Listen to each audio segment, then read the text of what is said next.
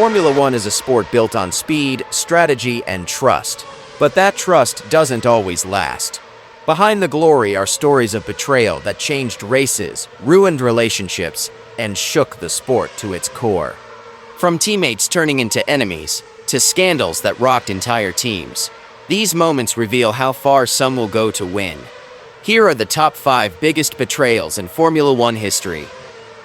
Please don't forget to like and subscribe. Thank you.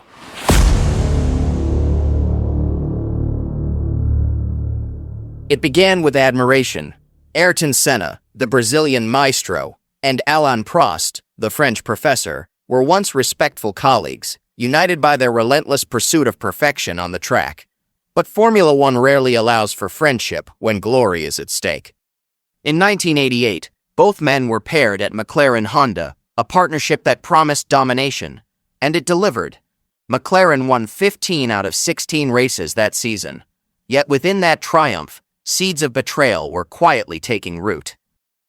Prost believed in order, rules, and political finesse. Senna thrived on instinct and risk, often pushing the limits of safety. Tensions flared in 1989 during the San Marino Grand Prix. A pre-race agreement not to overtake at the first corner was broken by Senna.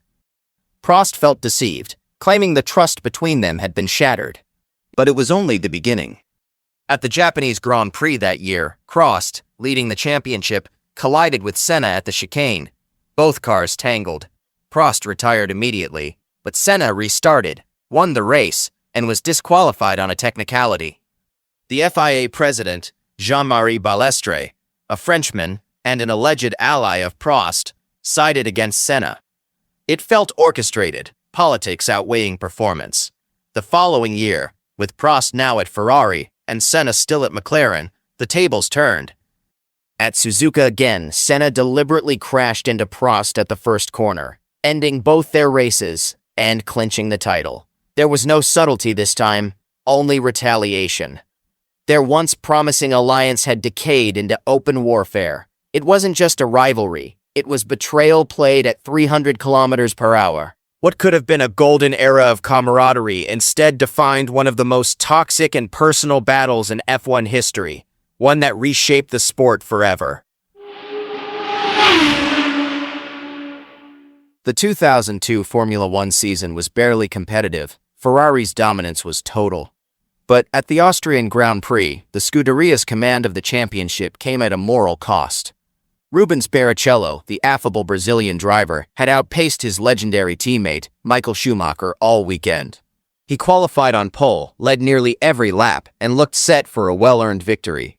But as the final corners approached, the call came over the radio. The infamous command: let Michael pass for the championship. Barrichello hesitated. He had been the loyal number 2 for years, always placing Ferrari's interests before his own.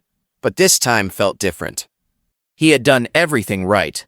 Still, under pressure, he lifted off the throttle just before the finish line, allowing Schumacher to claim the win by mere meters.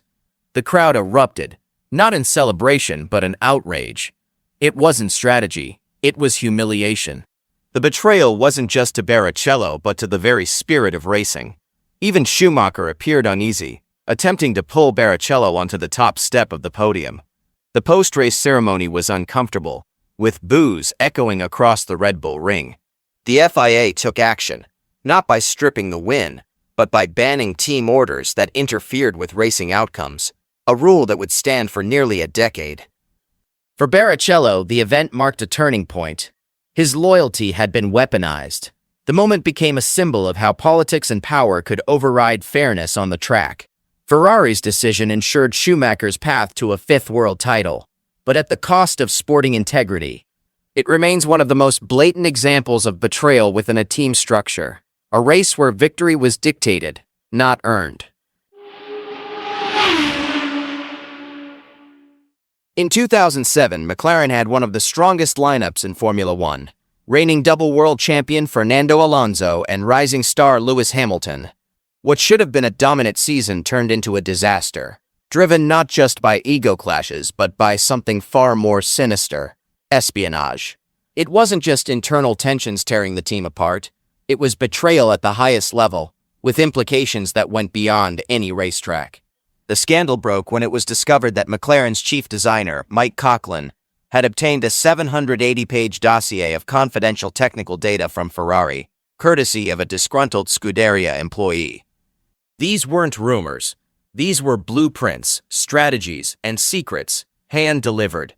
The fallout was immediate and catastrophic. The FIA launched an investigation, and what they uncovered rocked the sport. McLaren was found guilty of possessing and potentially using Ferrari's intellectual property. The team was slapped with a $100 million fine, the largest in F1 history, and stripped of all constructors' points. Their reputation, once built on engineering brilliance, was now tainted by deception. Drivers Alonso and Hamilton were allowed to continue racing, but the shadow of Spygate followed them for years. The internal divide only worsened. Alonso felt betrayed by the team's favoritism toward Hamilton and retaliated by threatening to expose damaging emails during the investigation. It was a breakdown of trust on every level, between teammates, engineers, and even rival teams. McLaren had gambled everything on performance, but in doing so, lost something far more valuable: honor. Spygate wasn't just a scandal. It was a betrayal of the sport's foundational principle: competition must be fair. It revealed how desperation for dominance could push even the most respected names into the depths of dishonesty.